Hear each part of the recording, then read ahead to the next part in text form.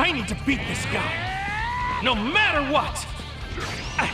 I'll have to use every ounce of my energy for the tiniest chance at victory. If I die, I'll see you in the next world. At least I'll get to apologize to you. Kamehame! Welcome back, Elite Gamers. Let's talk about Dragon Ball Sparking Zero. I actually tried it when it first launched last year in 2024. Back then, I did not really like it much. Probably because I was already burnt out after playing Dragon Ball Z Kakarot. The speaking animations looked off, battles felt quite short, and there was no offline world tournament mode at the time, which was honestly disappointing because that used to be my favorite mode from back in the childhood of PS2 era. Thankfully, it has now been added.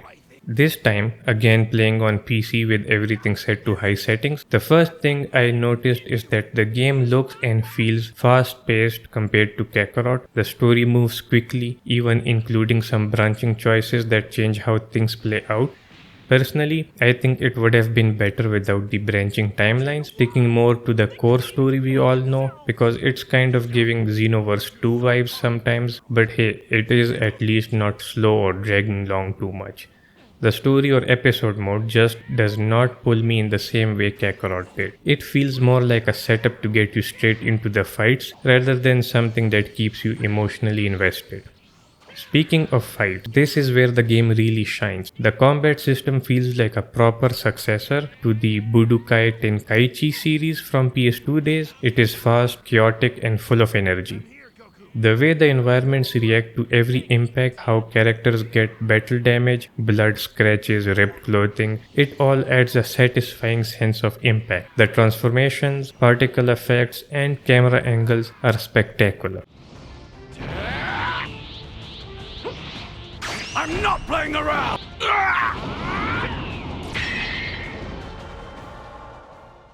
And I have to admit, I got that nostalgic rush a few times during clashes. The polish in the gameplay is top notch and it really feels like developers put their hearts into making the battles as spectacular as possible. However, some things still feel off. The fights end a little too fast at times in the story mode, and I'm not sure if it is because of how the mechanics work now, or maybe I'm just remembering the old days differently.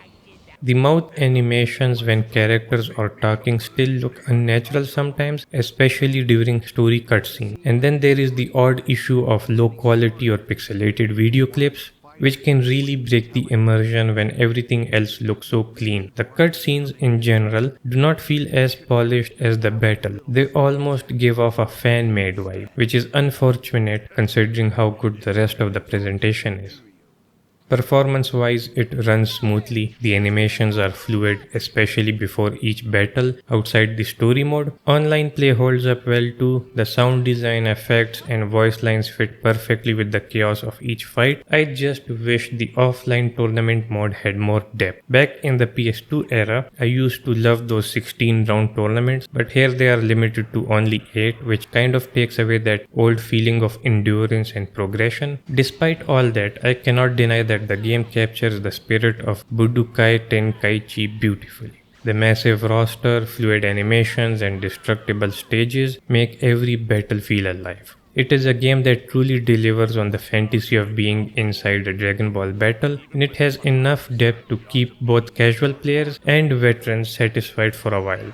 But if you are someone who values storytelling and cinematic moments, I would still recommend Dragon Ball Z Kakarot over this. Sparking Zero is definitely for those who crave the intensity and pace of a pure combat. Overall, I think Dragon Ball Sparking Zero revives that childhood energy with a modern coat of polish, even if it misses a few emotional and technical beats along the way.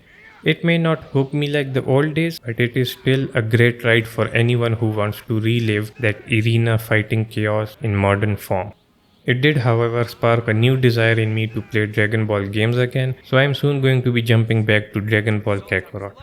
That is all from me for now. If you enjoyed this review or found it helpful, I appreciate you for watching. Feel free to share what you think about the game down below. I love hearing your takes on it. Until next time, stay safe, stay motivated, and I will see you in the next one. You will never have the ability to scale through effort alone!